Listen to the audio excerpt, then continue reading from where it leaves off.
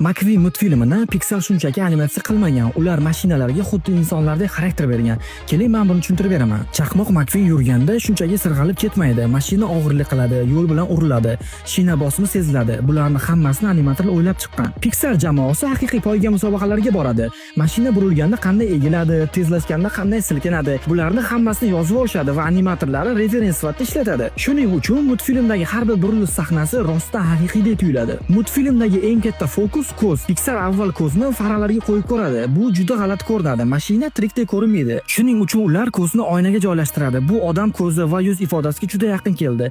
Natijada McQueen kuladi, jahl qiladi, qo'rqadi va biz bunga ishonamiz. Shina shitirlashi, dvigatel ovozi, yo'l ustidagi chang, bular ham tasodifiy qo'shilmagan. Animatorlar harakatni ovozga moslab yoki ovozni harakatga moslab ishlashgan. Multfilm animatsiyasini kuchli qilgan narsa bu faqat grafika emas.